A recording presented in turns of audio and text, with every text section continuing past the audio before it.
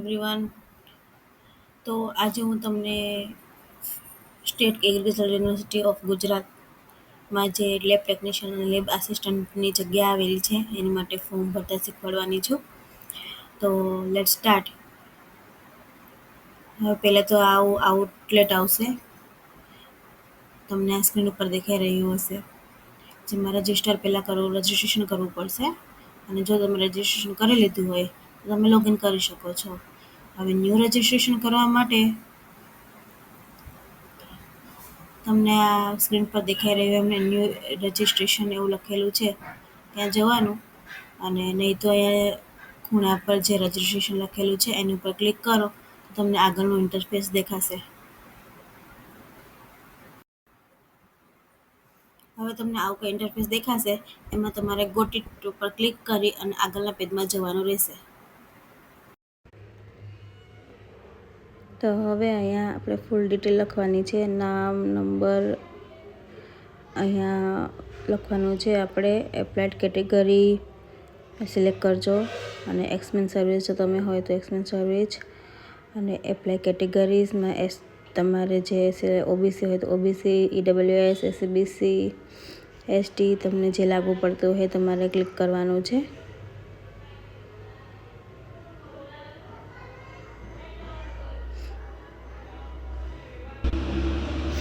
આગળ તમારા અહીંયા ડિસેબિલિટી હોય તો ડિસેબિલિટી, જો તમે એક્સ સર્વિસમેન હોય તો એક્સ સર્વિસમેન ક્લિક કરજો, ના હોય તો નો આપવાનું.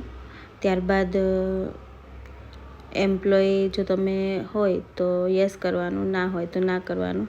યુનિવર્સિટી નેમ, પોસ્ટ નેમ અને ડેટ ઓફ જોઈનિંગ અને ડેટ ઓફ બર્થ જો હોય તો તમારે લખી દેવાનું છે. બાકી નો કરશો તો પછી આ ઓપ્શન ખુલશે નહીં. ત્યારબાદ હવે તમારે ડેટ ઓફ બર્થ સિલેક્ટ કરવાની છે, તમારો મોબાઈલ નંબર અને ઈમેલ આઈડી નાખી અને એમાં ઓટીપી જનરેટ થશે, એ ઓટીપી તમારે લખવાનો છે. હવે તમને અહીંયા દેખાય છે એ પ્રમાણે મોબાઈલ નંબર નાખવાનો અને ઈમેલ આઈડીમાં જે ઓટીપી આવ્યો હોય એ ઓટીપી નાખી દેવાનો છે. ત્યારબાદ સેવ એન્ડ કન્ટિન્યુ કરી દેવાનું છે. પછી તમારી બેઝિક ડિટેલ આ ખુલશે, એમાં મધર્સ નેમ, ફાધર્સ નેમ, અને જો તમે મેરિડ હોય તો મેરિડ કરવાનું, ના તે સિંગલ કરવાનું. ત્યારબાદ આવી રીતે પરમનન્ટ અને પ્રેઝન્ટ એડ્રેસ લખવાનું આવશે, અને તમારે અલગ અલગ હોય તો અલગ અલગ લખવાનું, અને ભેગું હોય તો ભેગું લખી દેવાનું છે. ત્યારબાદ આવી રીતે એજ્યુકેશન ડિટેલ લખવાની આવશે, તો એજ્યુકેશન ડિટેલ લખજો. એમાં 10th, 12th અને ગ્રેજ્યુએશનનું આવશે, અને ઈમેલ તમે જે લેબ ટેકનિશિયનનો કોર્સ કરેલો હોય છે એ ક્યાંથી કરેલો છે, અને એ બધું ટાઈપિંગ કરવાનું આવશે. એ તમે તમારી રીતે જ્યાં ગવર્મેન્ટમાં કરેલું છે કે પ્રાઇવેટમાં કરેલું છે, કઈ ઇન્સ્ટિટ્યૂટમાં કરેલું છે, એવી રીતે સિલેક્ટ કરી અને તમારે લખી દેવાનું છે. હવે આગળ તમારે ઇંગ્લિશ, ગુજરાતી અને હિન્દી લેંગ્વેજ તમને જે આવડતી હોય એ તમે વાંચી શકો છો, લખી શકો છો અને બોલી શકો છો. એમાં તમારે ક્લિક કરવાનું છે, અને ત્યારબાદ પેલો ચોરસમાં ટિક આઉટ કરી અને સેવ એન્ડ નેક્સ્ટ કરવાનું છે.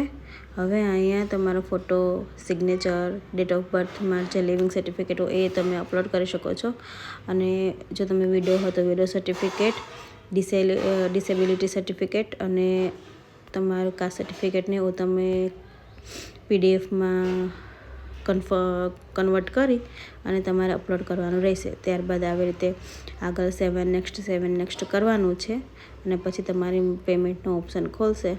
એ પ્રમાણે જે તમારી કેટેગરી વાઇઝ તમને જે પેમેન્ટ લાગ પડતું હોય એ તમારે પેમેન્ટ કરી દેવાનું છે. જો તમે ઈચ્છતા હોય કે હું લાઈવ ફોર્મ ભરીને તમને બતાડું અને એ વિડીયો અપલોડ કરું તો તમે મને કમેન્ટમાં જણાવી દેજો. એ પ્રમાણે તમારા માટે વિડીયો અપલોડ કરી આપીશ. અને ઉપર એક નંબર આપ્યો છે અને ઈમેલ આઈડી આપ્યું છે, તેમાં તમે કોલ કરી અને તમારું જે બી ક્વેરી હોય એ તમે અહીંયા કોલ કરીને કે મેલ કરીને જણાવી શકો છો. મારી ચેનલ લાઈક કરો, શેર કરો અને સબસ્ક્રાઈબ કરો અને કમેન્ટ કરીને જરૂર જણાવજો કે તમારે આગળ કયો વિડીયો જોઈએ છે અને મને કમેન્ટમાં જણાવો કે તમારે ફોર્મનો વિડીયો જોઈએ છે કે નહીં.